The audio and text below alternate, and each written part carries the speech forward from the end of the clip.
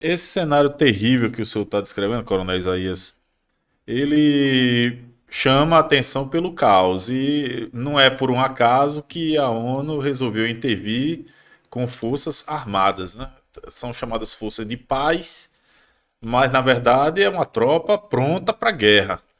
E eu gostaria que o senhor falasse mais, falasse um pouco da situação operacional mesmo. Como é que era a situação das trocas de tiros lá? Já que tinha esses grupos insurgentes, grupo armado, com certeza houve refrega, né? Operacionalmente, como é que a infantaria do Exército Brasileiro se portou contra esses grupos armados no Haiti? Ok, explicar uma coisa que você me pediu, eu não tinha falado, o que que a gente fazia lá, né? Então, nós tínhamos, a base de um batalhão são os pelotões. Então, o pelotão é uma unidade, com cerca de 30 pessoas, comandada por um tenente. Então, num batalhão, nós devemos ter quase 30 pelotões, né?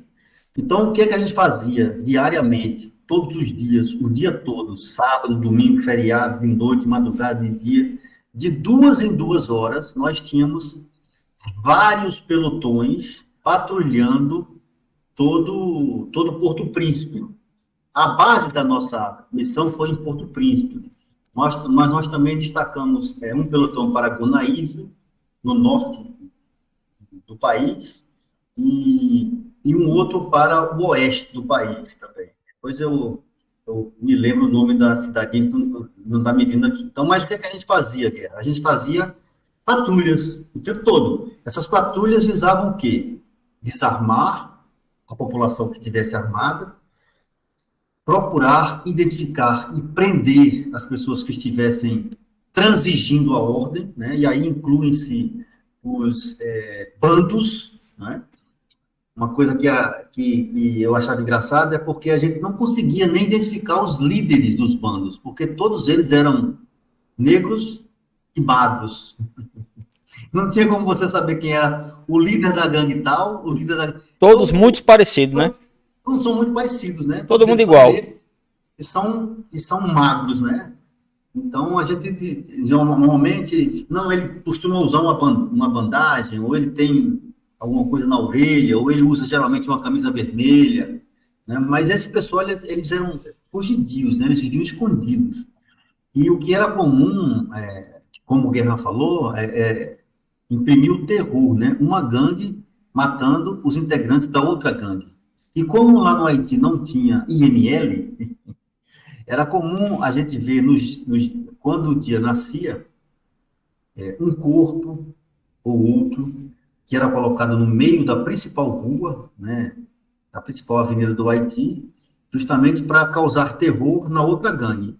Uma gangue matava e colocava o corpo, geralmente decepado, a cabeça de um lado e o corpo do outro, para causar bastante terror e medo, né?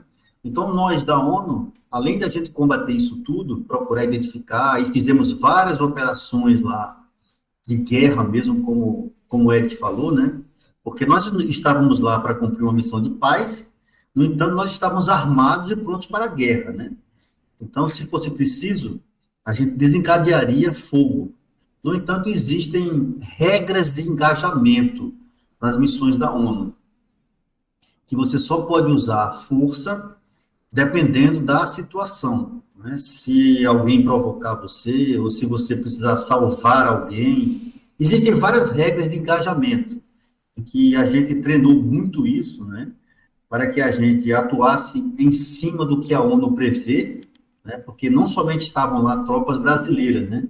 Tinham tropas da Ásia, tropas da África, tropas da Europa, né? E todas elas tinham que seguir as mesmas regras de engajamento. A, o idioma falado lá era o inglês. No entanto, como o Haiti é francófono, não é?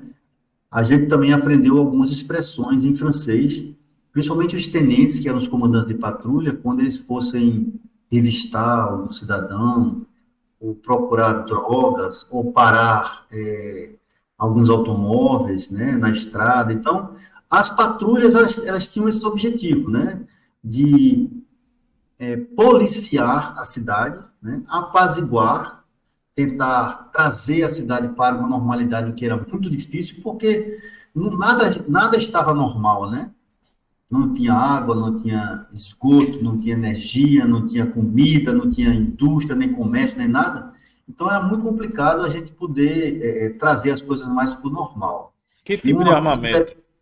Que tipo de armamento esses grupos, essas facções, vamos chamar assim, gangues, né, como o senhor fala, que tipo de armamento eles tinham? Eles tinham granadas, fuzis? Como é que arma é? branca, né? Fuzis poucos, granadas algumas, né? Eles pegavam através de contrabando mesmo, né? No contrabando que passava pelo país. Mas a intensidade guerra e garra não era muito forte, sabe? Não era um Afeganistão em que existia guerra mesmo, né? Declarada. Lá no Haiti, primeiro que as gangues elas eram escondidas, né? Elas não se mostravam. Elas atuavam em alguns momentos da noite ou da madrugada, em algumas comunidades, ou no sentido de aterrorizar a comunidade, ou no sentido de mostrar força para a comunidade, né? Traficando, né? Ou prendendo ou matando algumas pessoas que não eram leais a tal e tal gangue, né? E junto disso tudo, o Haiti também tem uma característica muito interessante, né? Eu não vou entrar em muitos detalhes aqui, mas vocês sabem que é a religião voodoo, certo? Porque o Haiti é um país tribal, né? Então eles não são católicos, nem evangélicos, como normalmente nós somos aqui, né? Então eles são um país de crenças tribais. E a principal religião deles lá é o voodoo, tá certo? O voodoo parece um pouco com o espiritismo voltado nosso aqui no Brasil para Xangô, Iemanjá, aquelas entidades, né? O São espiritismo descritas. afro. Exatamente. Embora não estivesse na África, né, Guerra? Você citou muito bem, né? É uma espécie de religião afro. Mas o voodoo é um pouquinho mais embaixo e às vezes é uma religião que é meio violenta, né? Nós não tivemos problema nenhum com eu só estou citando para vocês saberem, os telespectadores saberem, né? Mas nós não tivemos nenhum problema com religião no país. Até porque também, garra e guerra, eles são muito discretos lá, sabe? Como é uma religião muito diferente, para você chegar num templo voodoo, você não consegue entrar fácil, né? Existem os líderes que fazem toda aquela triagem ali. E o Coronel, nosso pessoal não estava interessado também muito nisso, né? Sim, sim. eu queria entender melhor essa situação dos crimes das gangues, né, que o senhor chegou a citar. Eram conflitos mais por sobrevivência, tráfico de drogas, ou tinha aquele cunho político, disputas políticas, ou era tudo misturado, já que o país estava em Não, desordem? veja bem, você falou uma outra coisa. Na época também não existia nem Senado, nem Congresso. Não existia nada mais no Haiti. Não existia deputado, não existia vereador, não existia nada, porque o país tinha se destroçado. Então, Então, o realmente era viés desordem social, político né? não existia, né? Era um viés mesmo, Garra, para demonstrar força, né? Porque as gangues lutavam entre si. Não sei dizer para você aqui quantas eram, né? Se eram 3, 5, 9, 12, né? Mas existiam algumas gangues que viviam em comunidades, né? O Haiti, Porto Príncipe é uma cidade que tem mais de 1 milhão de habitantes, né? Se a gente contar toda Porto Príncipe, contando com o Haiti é um país muito movimentado, tem uma área muito alta lá, e lá é o contrário do Brasil, né? No Brasil, as favelas ficam embaixo, né? Lá as favelas ficam no alto. Então, para você chegar nas partes altas, hoje, me desculpe até, né, esse termo não é mais usado, né? Comunidade. Comunidades, exato. Você entrar na comunidade, as comunidades ficam na parte alta, né? Então, lá no Haiti, né? E cada gangue, ele dominava uma região, né, da cidade. Em determinada época, ficava mais violento a parte norte da cidade ou a parte sul. E nós recebíamos aí os inputs da própria comunidade da ONU, né? Outros países, inclusive, Guerra, existia existia países que mandavam policiais civis para o Haiti. Nós fizemos várias operações com policiais civis e o nosso país, Brasil, mandou também vários policiais militares, inclusive policiais aqui da Polícia Militar de Pernambuco, da Polícia Militar de São Paulo e da Polícia Militar de Minas Gerais. Eram as polícias que iam mais para lá. Então, as operações, como o Garra perguntou, né, o que é que eles faziam? A gente, em determinada época, ou de mês em mês, ou de 15 em 15 dias, ou de 2 em 2 meses, a gente se reunia num grande comando, né, o general do Exército comandando, estava presente também nas forças da ONU, policiais civis, policiais militares, e o que restou do Exército haitiano, né? Porque lá no Haiti não existem as forças armadas, né? Lá não tem marinha, pelo menos na minha época não tinha.